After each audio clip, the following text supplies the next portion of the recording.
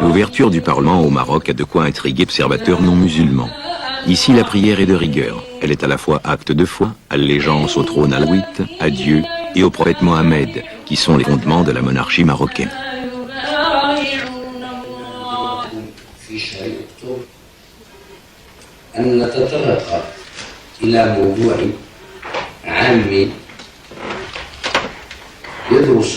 Au Parlement, tous les partis politiques sont représentés. Régions et groupes linguistiques ont ici leur place. Le roi assure l'unité de la diversité. Il désigne et démet le Premier ministre et assure l'intégrité territoriale du royaume marocain. Pour le musulman, El-Ba'a, qui est l'allégeance, est le lien éternel. Mieux que cela, il est le lien qui est scellé par le Coran et par la religion. Cette Ba'a a toujours été donnée au souverain marocain depuis des temps immémoriaux.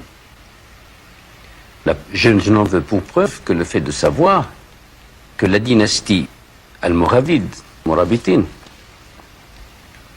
première chose qu'elle a faite en venant au Maroc par le sud, c'est de considérer justement ce sud comme étant marocain.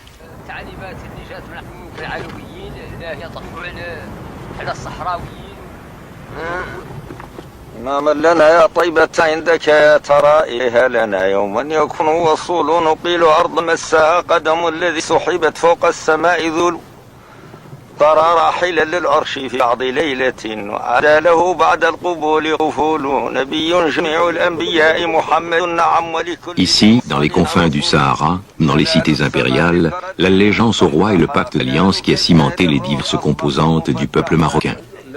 Le sud marocain est chargé d'histoire. C'est de là que sont issues de prestigieuses dynasties marocaines, dont celle des Alaouites.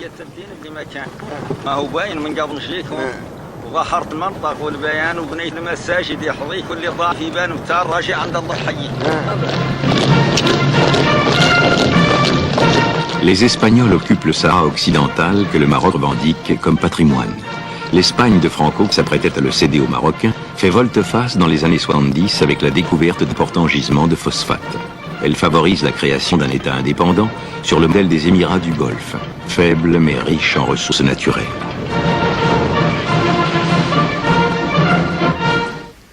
Le drame du Maroc, c'est que lorsqu'il a été colonisé, il n'a pas eu affaire à un seul colonisateur. Nous avons été colonisés par deux colonisateurs, les Espagnols et les Français. Si nous avions eu la chance d'en avoir qu'un, nous aurions soudé de tout compte notre affaire du nord au sud. Malheureusement, il nous a fallu négocier le protectorat français, ensuite le protectorat espagnol sur la zone nord, par la suite enlever à Tanger son statut international pour la souveraineté marocaine. En quatrième lieu, il nous a fallu redescendre sur Tarfaya morceau par morceau, parce que comme vous connaissez, le général Franco était un homme très dur à la compréhension de la décolonisation. Quelques années plus tard, c'était Sidi Ifni. Et enfin est resté le gros morceau du Sahara, que nous avons nous-mêmes introduit aux Nations Unies au lendemain de notre indépendance. Le 16 octobre 1975, la Cour internationale de justice rend son arrêt, répondant aux deux questions posées. Le Sahara est-il terre sans maître? Non, répond la Cour. Existait-il des liens juridiques entre le Sahara et le Maroc? Oui, il existait des liens d'allégeance entre le Sahara et le Maroc. La réclamation du Maroc est donc juridiquement fondée. Et le soir même, Sa Majesté Hassan II surprend le monde en prononçant son discours.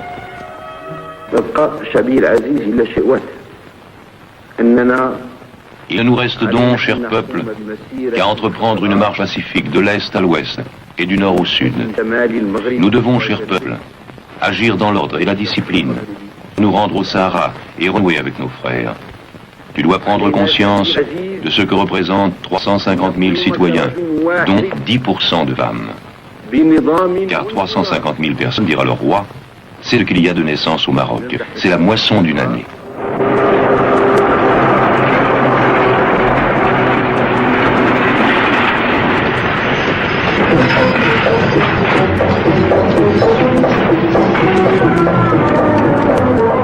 Hassan II, depuis des semaines, imaginait le moyen de reconquérir le Sahara. la guerre d'indépendance du Maroc doit être complétée. À l'instar du prophète, le souverain fait appel à son peuple pour qu'il marche, armé d'un étendard vert et du Coran, vers les confins sahariens. Venus des quatre coins du pays, volontaires descendent sur Tafaya, pèsent de leur présence sur l'occupant espagnol. Épopée des temps modernes, la Marche verte a été une opération où la spontanéité patriotique s'est conjuguée à la stratégie et à la logistique. 7813 camions, 17 000 tonnes de nourriture, 23 000 tonnes d'eau ont rendu possible.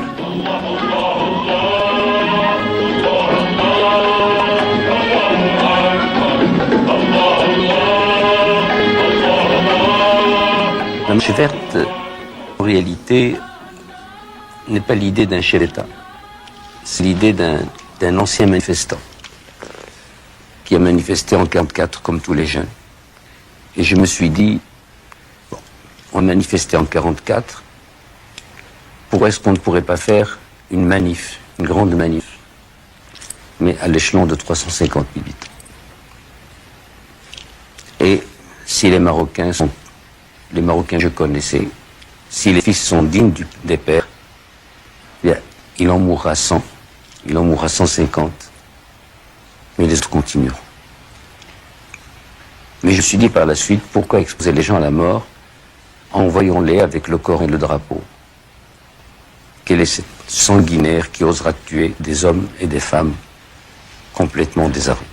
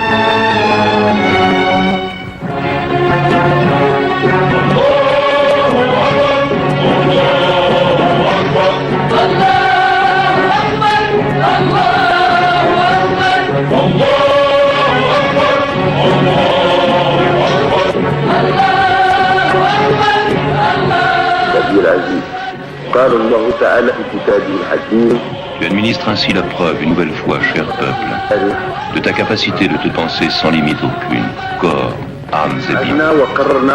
Ta patrie, tu sais sacrifier spontanément, jusqu'au réconfort d'être dans ton foyer. Si tu rencontres un Espagnol civil ou militaire, échange avec lui le salut, et invite-le sous ta tente à partager ton repas. Nous n'avons aucune inimitié à l'égard des Espagnols. Salue tout Espagnol que tu pourrais rentrer, et si d'aventure il tire sur toi, poursuis ta marche, armé de ta seule foi, que rien ne l'aurait ébranlé.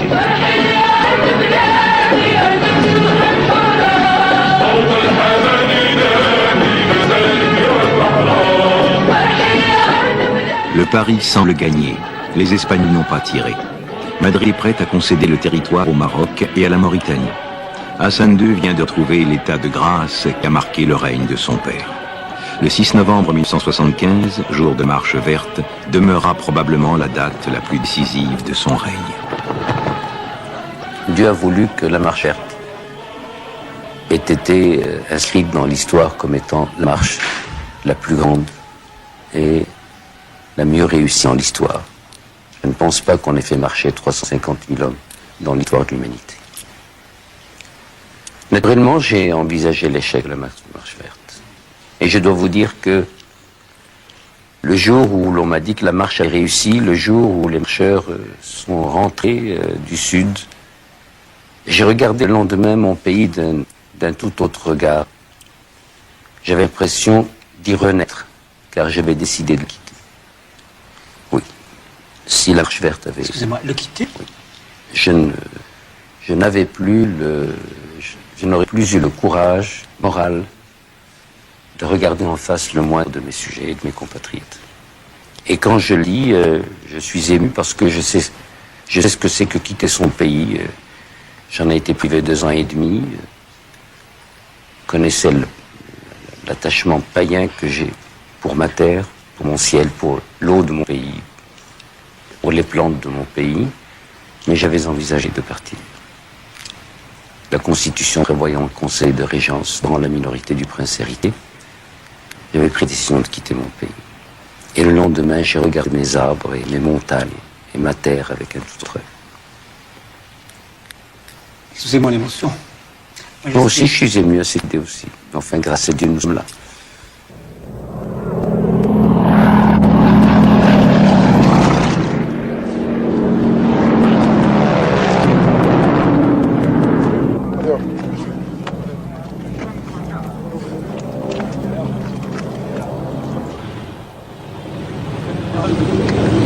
Votre dernier mot en quittant ce pays, général, la télévision française. Su última palabra. La última palabra, pues nada, que muy bien, que estamos satisfechos, muy contentos de que todo haya salido tan bien y tener la atención.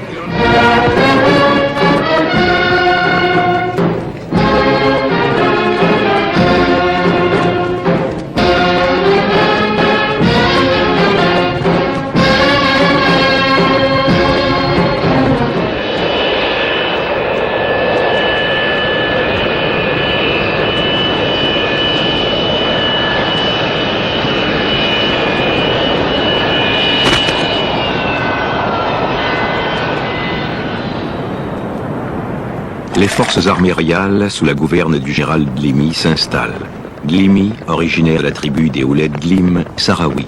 Il aura affronté d'autres Sahraouis qui ont donné naissance au front de libération de la Sakia El Khara et du Rio de Oro, le Polisario. La reconquête pacifique cède le pas à la voie des armes.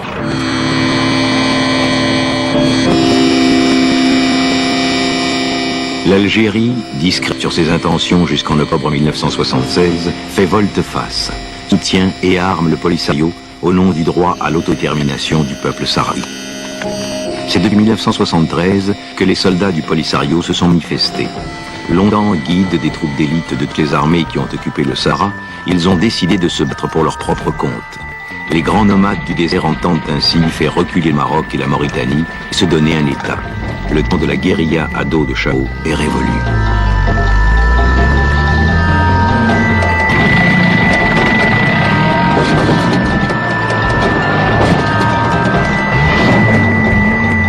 En février 1976, les dirigeants du Polisario répliquent à l'occupation du territoire par le Maroc et la Mauritanie en proclamant la fondation de la République arabe sahraoui démocratique.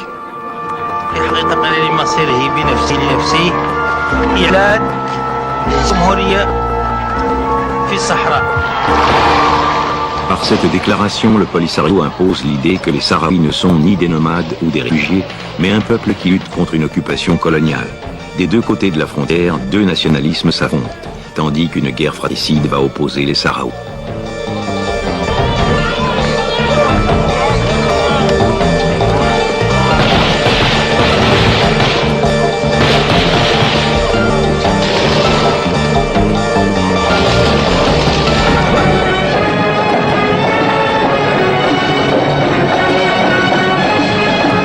Au nord, comme au sud du Maroc, d'autres voix se font entendre.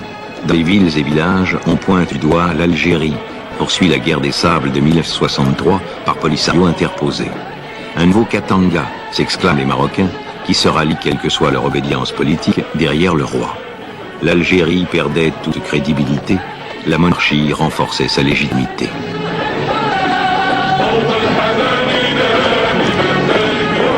En 72 et en 74, lors du sommet de Ligue arabe au Maroc, l'affaire du Sahara est venue et le président Boumedienne, au nom de l'Algérie, a dit pour moi, il n'y a pas de problème du Sahara.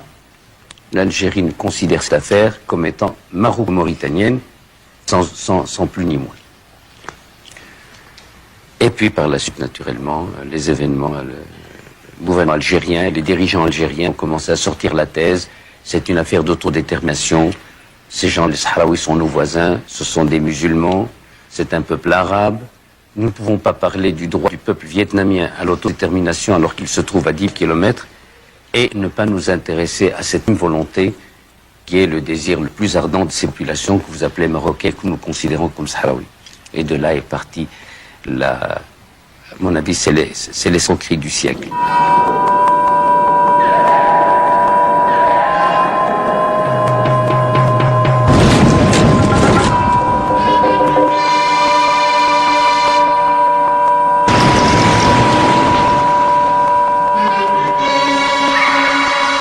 a fait jouer le premier plan du roi, qui consistait à avoir le Sahara, à pousser toutes ses forces, même les forces mobiles, civiles, toutes les forces, à avoir le Sahara et calmer tout et faire le fait accompli d'une façon très très rapide. Le Maroc entendait légitimer son occupation. Maintenant, cette occupation n'est plus légitime d'une façon définitive. Donc notre peuple pourra lutter le plus tard possible. Il gagnera, c'est sûr. Ce qui était clair, limpide, ce qui aurait dû être réglé bilatéralement entre le Maroc et l'Espagne, est devenu tout à coup, par une baguette magique, je dirais maléfique, un sujet dont on fait un cas de génocide, de massacre, d'expansionnisme, alors qu'en réalité, nous ne demandons que la restitution de ce qui nous appartient.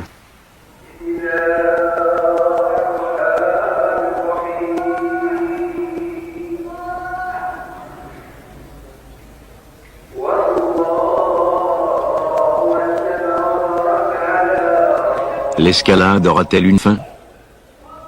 La guerre meurtrière au Sahara divise le Maghreb et l'Afrique, exacerbe la tension et l'hostilité entre Algériens et Marocains, pourtant peuple frère soudé par l'islam, comme ailleurs dans l'interminable conflit irano-irakien. Toutes ces questions sont mises de côté, tant d'invoquer Allah, son prophète, d'un côté comme de l'autre de la frontière. Dieu reconnaîtra les siens.